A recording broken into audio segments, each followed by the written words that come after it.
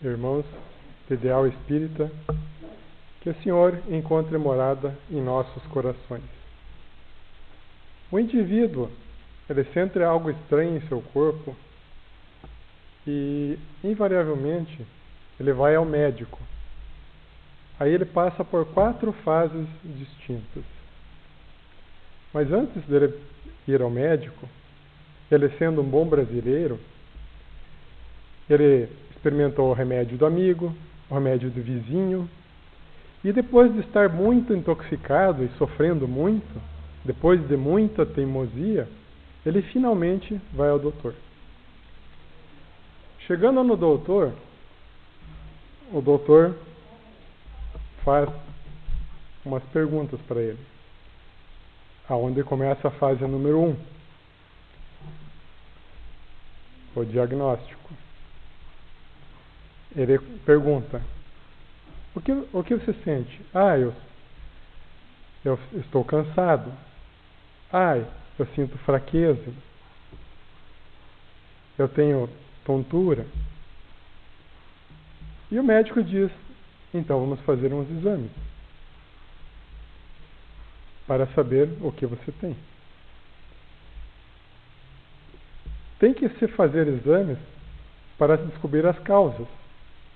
Sem saber as causas, como que nós poderemos tratar alguma coisa? Assim é na nossa vida.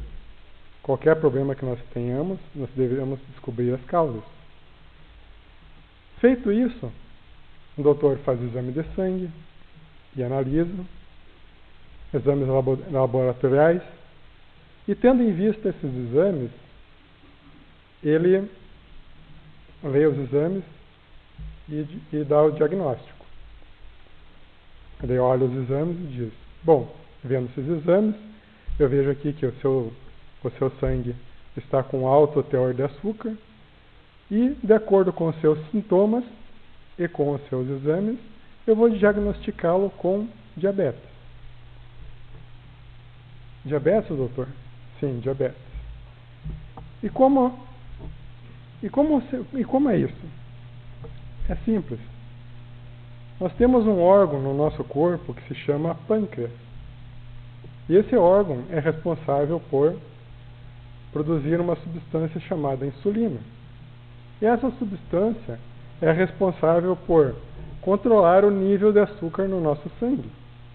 Uma vez que o sangue esteja muito grosso, ele não chega aonde ele tem que chegar. E sendo assim, o doutor explica que o nosso sistema orgânico, ele é composto de veias onde são as estradas que levam o sangue até as extremidades do corpo.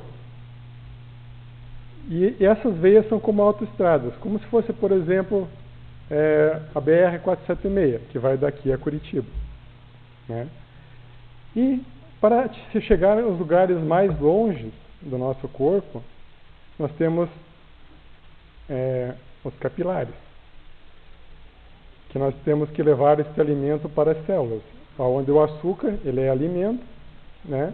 E todos nós precisamos de açúcar para pensar, para raciocinar, para ter energia, e as células se alimentam de açúcar.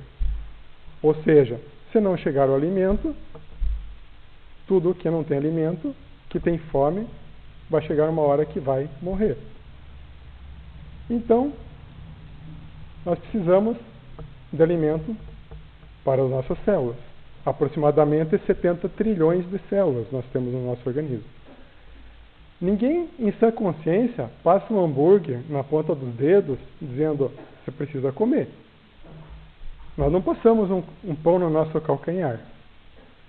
Nós ingerimos todo o nosso alimento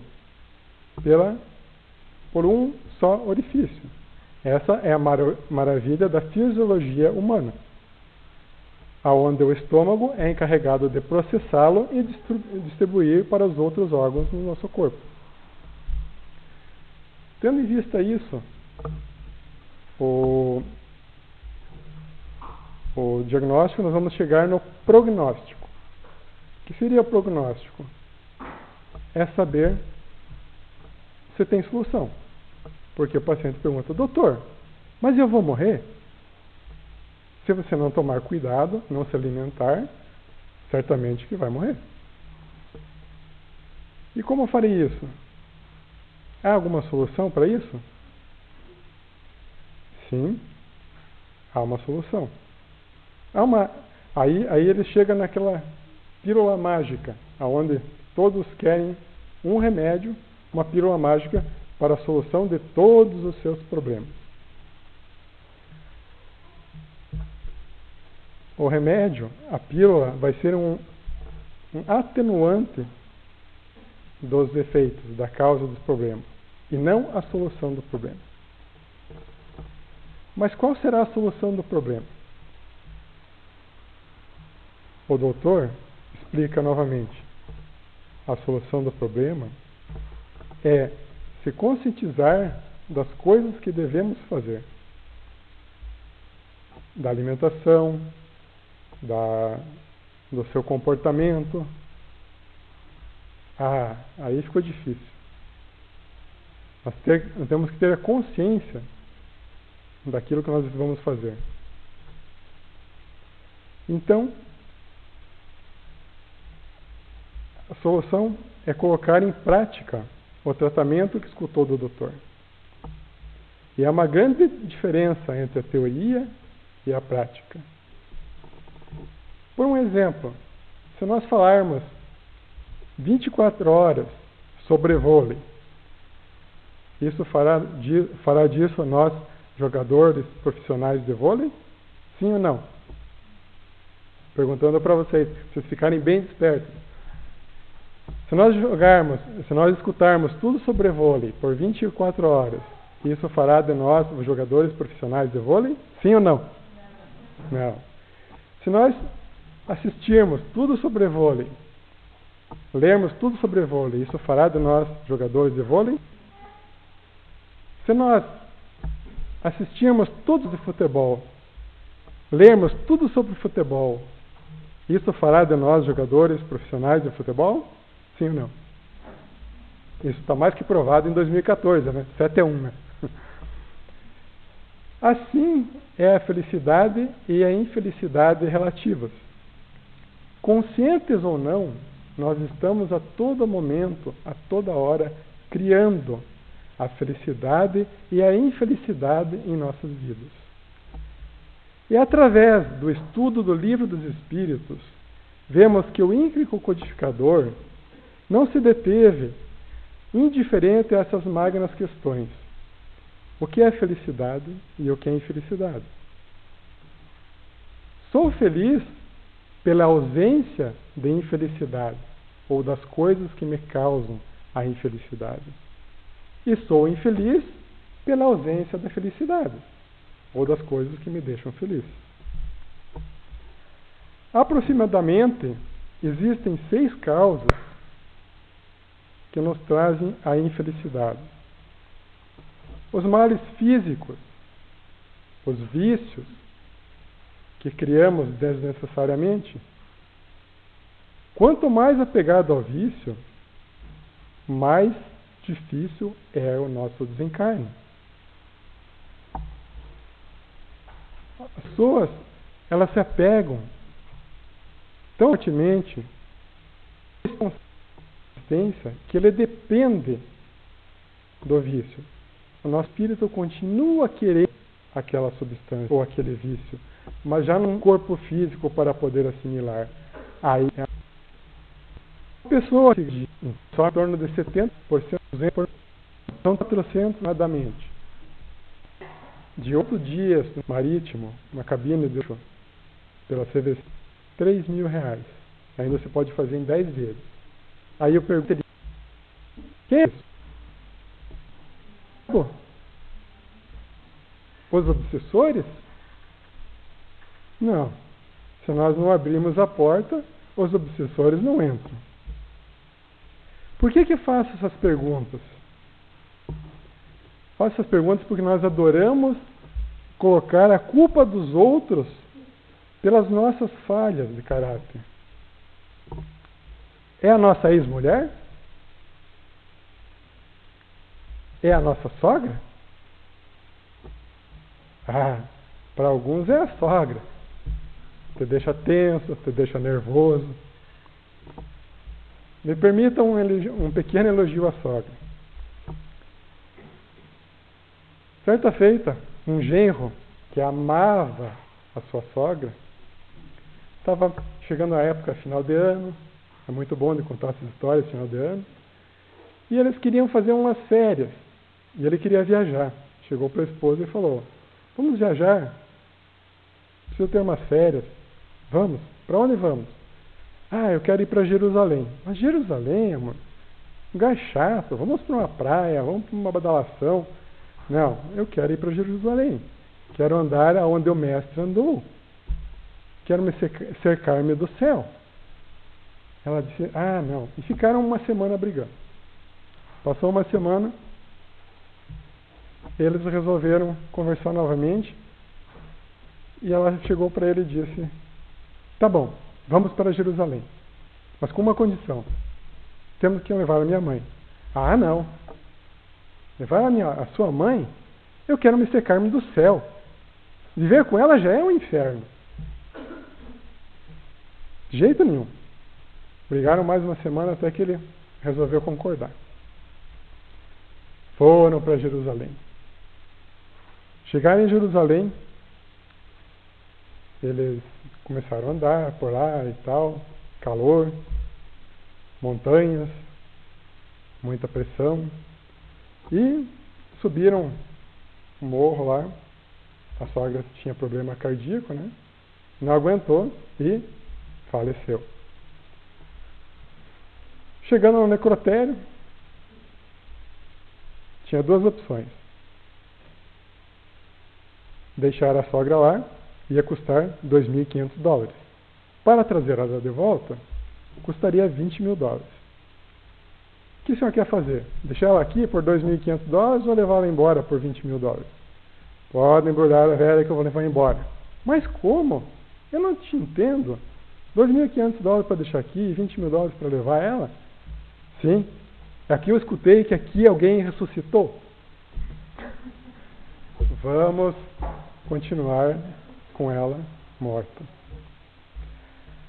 Existe a origem do nosso sofrimento que provém da contemplação da felicidade dos justos. Isto é, quando chegamos no mundo espiritual e vemos nossos amigos, nossos familiares, que decidiam tomar o caminho certo, enquanto alguns de nós tomou o errado. Às vezes, isso nos incomoda muito, os afetos espirituais, e eles estão lá. São espíritos mais elevados que a gente, que nos trazem da forma que nós somos. Mas, o que devemos fazer? Devemos nos conscientizar, ler, estudar, pesquisar. Nesse centro espírita, nessa casa, nós temos a biblioteca à disposição de todos, temos cursos. Na quinta-feira, temos o estudo do Livro dos Espíritos, nós temos o estudo do ESD, o 1, o 2, o 3. Nós devemos dormir com o Livro dos Espíritos, comer o Livro dos Espíritos, para não agir continuaremos mesmos. É a nossa evolução, aonde diz que verdadeiro espírito, mas é aquele que vamos domar as nossas más tendências, que elas são igual a um cavalo selvagem, cheio de força, querendo a liberdade, mas de uma forma incorreta. De transporte. A vaidade nos causa muito distúrbio. No meio empresarial que pertenço, nós vemos pessoas a todo custo e de toda forma. Emmanuel Filomeno de Miranda, tudo é um empréstimo de Deus, apenas um empréstimo. E aquilo que nós estamos muito apegados, quando vem o desapego, aí nós temos habilidade maestral as coisas a favor de nós mesmos. Pois, se nós somos honestos conosco, logo os mecanismos de defesa para justificar o nosso próprio erro, o nosso próprio comportamento errado, para não agir e criamos uma falsa realidade, confundindo tudo, virtudes, vícios, confundimos humildade, que para alguns a humildade acham que é uma pessoa andar com chinela havaiana na rua, com um clipe embaixo do chinelo, ou um prego, também com roupas todas rasgadas. Humildade, meus irmãos queridos, não está na aparência. Humildade é um estado de consciência, é um comportamento mental, é uma conscientização que, por mais que nós sabemos, nós nunca sabemos tudo. O próprio Viana de Carvalho, pelas mãos de Divaldo Franco, afirma que o Espiritismo ele está apenas chegando na praia, enquanto a verdade é o oceano todo. O que é que sabemos? Nós confundimos as virtudes. A vaidade não é querer cuidar de nós mesmos. Nós temos o dever de nos cuidar. Cuidar da nossa aparência, cuidar da nossa imagem, para não assustar o meio social onde vivemos. Por isso que Chico Xavier usava uma peruca, para não constranger as pessoas à sua volta. Certa feita, um amigo do Chico Xavier estava numa fila para ser atendido, e ele olhou o Chico assim: nossa, como o Chico está gordo, está parecendo uma baleia. E foi andando. Quando chegou na vez dele ser atendido pelo Chico, o Chico olhou para ele e disse: e aí, meu amigo? Ô Chico, como é que você está? Está vendo? Estou aqui, ó, aquela baleia gorda que você imagina. A verdade, ele captou o pensamento dele. Né? Permita-me uma outra piadinha. Uma mulher sofreu do coração e ela foi fazer uma cirurgia cardíaca. E ela estava na mesa de cirurgia e seu espírito saiu do corpo e foi para o mundo espiritual. Chegando lá, encontrou o seu anjo guardião, seu mentor espiritual.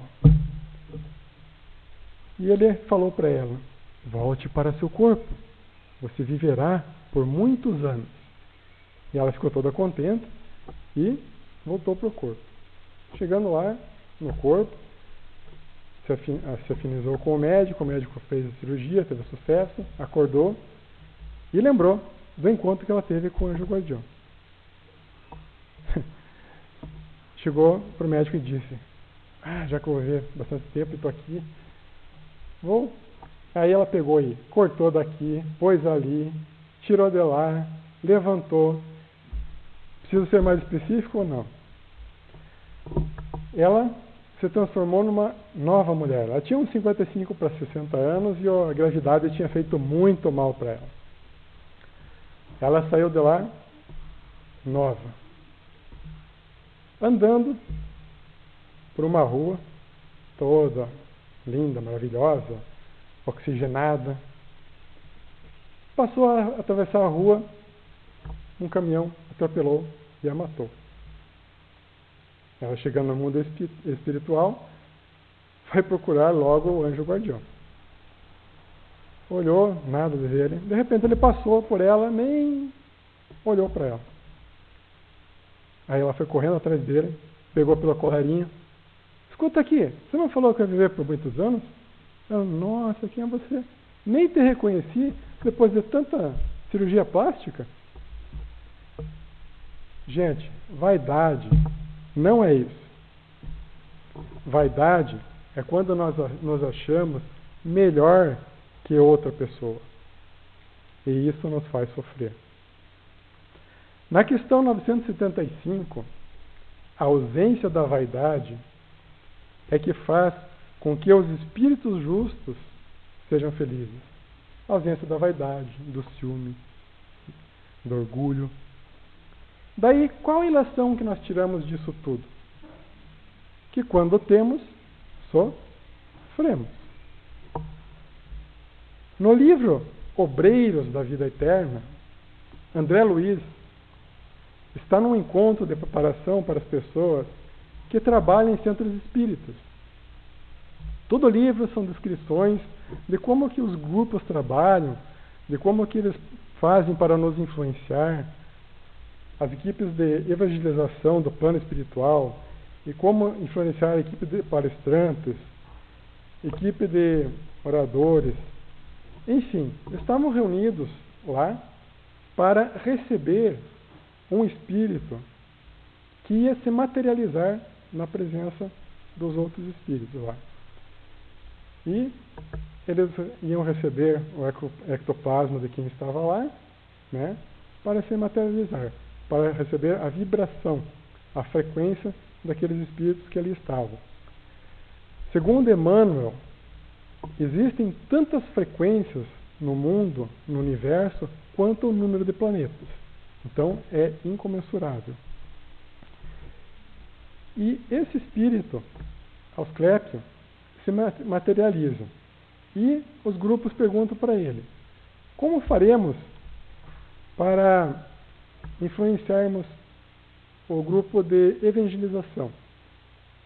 Aí, o espírito asclépico pega um pergaminho, como se fosse o Evangelho segundo o Espiritismo, e lê: amai-vos uns aos outros. Outro grupo faz uma pergunta diferente, o grupo dos expositores: como faremos para ter calma? Aí o espírito asclépio pega a mesma coisa e lê: observe a nascente do vosso coração. Ou seja, tudo, o espiritismo todo está no Evangelho. É bem simples, cara. Vai, e aí o André Luiz pergunta para o mentor: o espírito asclépio é a aspiração máxima a que possa chegar de evolução? Aí eles respondem: de fato, ele é muito elevado, mas ele está se esforçando muito para se tornar parte da administração da colônia espiritual onde ele vive. E os que fazem parte da administração da colônia que ele vive, eles estão se esforçando muito para fazer parte da administração do país onde eles vivem. E aqueles que fazem parte da administração do país onde eles vivem, eles estão se esforçando muito para fazer parte da administração do mundo que eles vivem. E esses que trabalham, que fazem parte da administração do mundo, estão se esforçando muito para fazer parte da administração do sistema solar. Esses que fazem parte da administração do sistema solar estão fazendo muito esforço para se tornar parte da administração do sistema de estrelas mais próximo. Já cansaram? Esses que fazem parte da administração do sistema das estrelas mais próximas estão fazendo muito esforço para fazer parte da administração do sistema das galáxias. Esses que fazem parte da administração das galáxias estão fazendo muito esforço para fazer parte da administração dos grupos de galáxias. E, enfim, observando isso, o que é que nós somos? Meus colegas aqui que estão, Neidi, Juarez, Ricardo lá atrás, mediante isto, mediante a casa espírita, nada. Se nós colocarmos Porto União inteira aqui dentro desse centro espírita, O que é que isso representa para o estado de Santa Catarina? Nada. Se nós colocarmos o estado de Santa Catarina inteiro aqui dentro, o que é que isso representa para o Brasil? Nada. Então, gente, não há campo para o envaidecimento. Às vezes nós nos engrandecemos muito por fazer parte da administração de um grupo.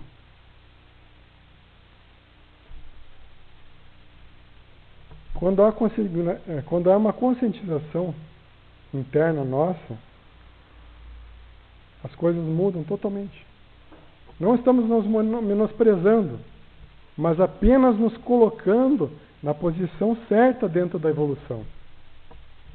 O grande problema da vaidade, que causa a nossa infelicidade, é que quando acho que eu sei, eu deixo de aprender.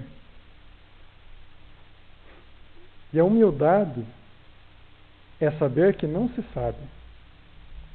Então estamos constantemente aprendendo. Quem é professor aqui, pai ou mãe de jovens, sabe. O jovem, ele acha que sabe tudo e não escuta mais ninguém.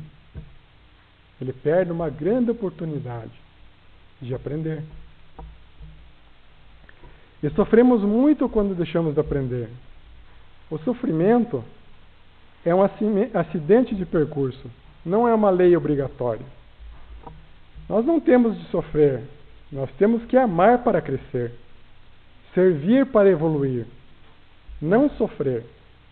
O sofrimento é apenas o resultado da nossa teimosia. Por um exemplo, eu não conheço Porto Alegre. Pegarmos o Juarez, por exemplo, se ele conhecesse Porto Alegre, tivesse morado lá. Vamos fazer um exemplo diferente. O Juarez morou no Japão. Se eu vou para o Japão e o Juarez vem me dar uma dica, mas não vá lá, não vá em tal lugar lá que é perigoso, você pode se perder e tal, e eu simplesmente ignoro. O que vai acontecer? Eu vou me perder, eu vou me bater. Por quê? Por culpa do Juarez? Não. Por culpa da minha própria teimosia. Esse é o principal objetivo que os espíritos nos trazem nos romances, para nos servir de exemplo. Eles dizem: veja o que eu fiz, não faça igual. Olhe como eu sofri. Você não precisa sofrer igual. Nós temos romances maravilhosos. Paulo Estevam, Renúncia, Ave Cristo. Que psicólogo! É um psiquiatra esperando ser atendido para dar a consulta de graça. Não, mas eu paguei R$50 pelo livro. Não, você não pagou R$50 pelo livro. Você pagou R$50 pelo papel, pela tinta, mas a informação que está aqui dentro, ela veio de graça.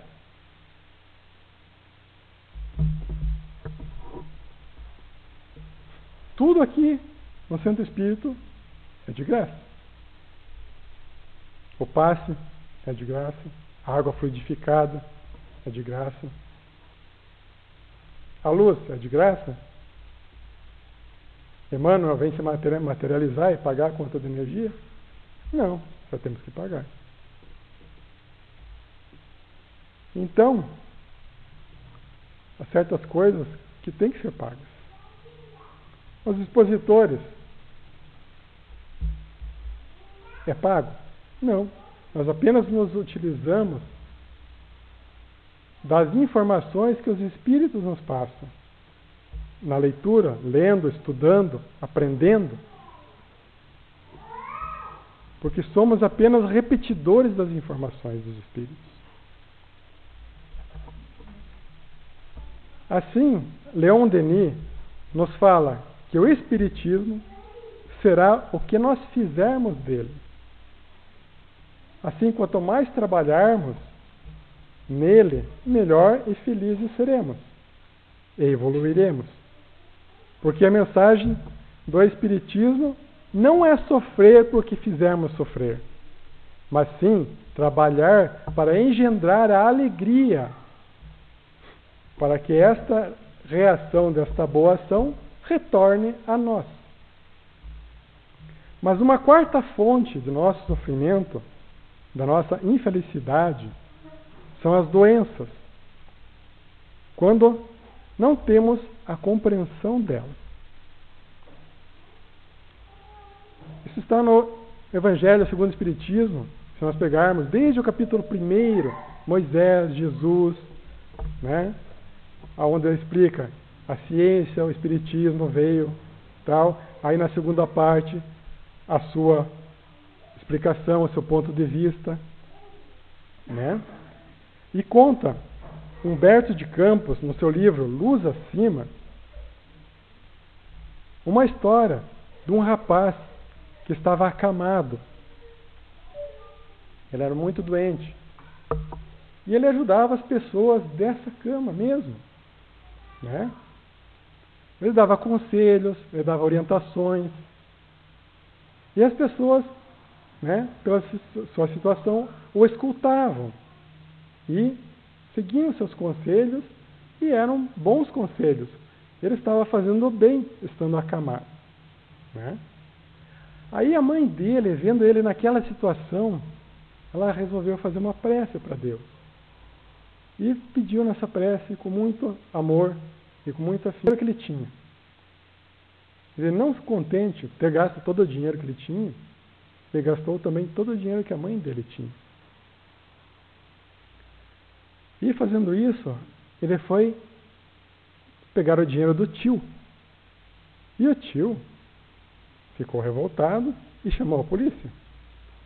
A polícia, quando chegou, a mãe dele foi ter com ele, e ele esmurrou a mãe, a própria mãe. Fazendo isso, aquela mãe ficou tão desgostosa e foi reformular a oração. E pediu: nunca imaginei que eu fosse fazer esta oração, mas Deus, por favor, coloque-o novamente aonde ele estava. E no outro dia, o jovem estava novamente acamado. Então, se nós tivermos a compreensão que este jovem, ele estava acamado justamente porque o seu espírito precisava passar por aquelas dores, por aquele sofrimento, por aquilo era apenas um expurgo que ele tinha que passar. Aonde a condição dele fazia ele purificar o seu espírito, a sua alma. Daí, se temos essa compreensão, nós não iremos blasfemar. Nós teremos essa resignação ativa. E resignar não é se rebelar, mas fazer o que eu posso para transformar a situação.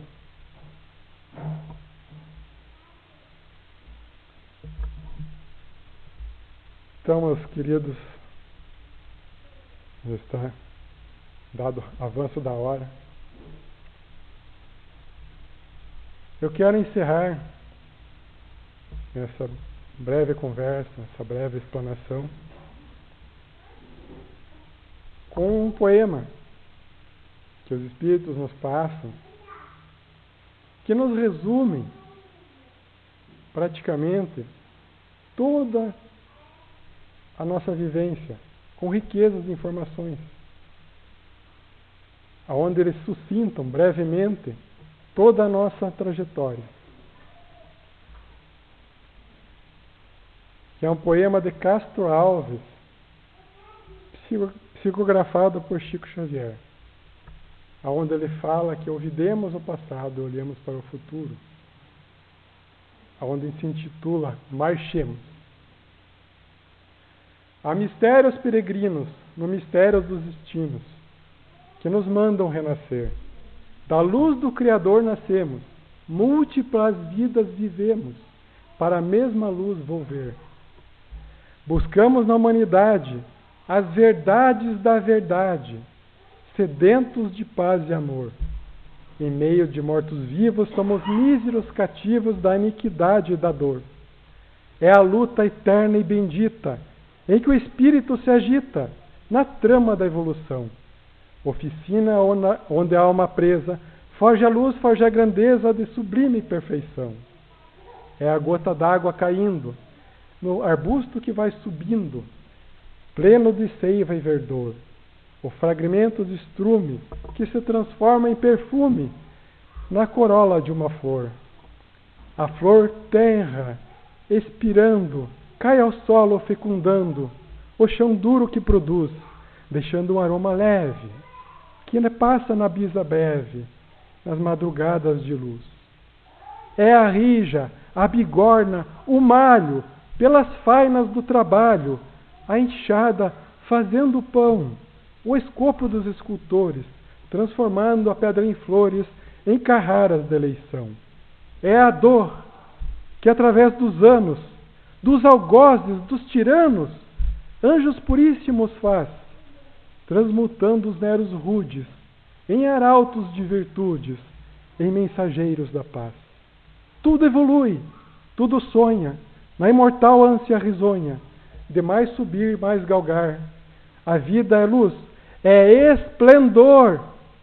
Deus somente é o seu amor. O universo é o seu altar. Na terra, às vezes se acendem, dentro das trevas mortais, suas rútilas passagens deixam fulgores, deixam imagens em reflexos perenais. É o sofrimento do Cristo, portentoso jamais visto, no sacrifício da cruz, sintetizando a piedade, e cujo amor à verdade nenhuma pena traduz.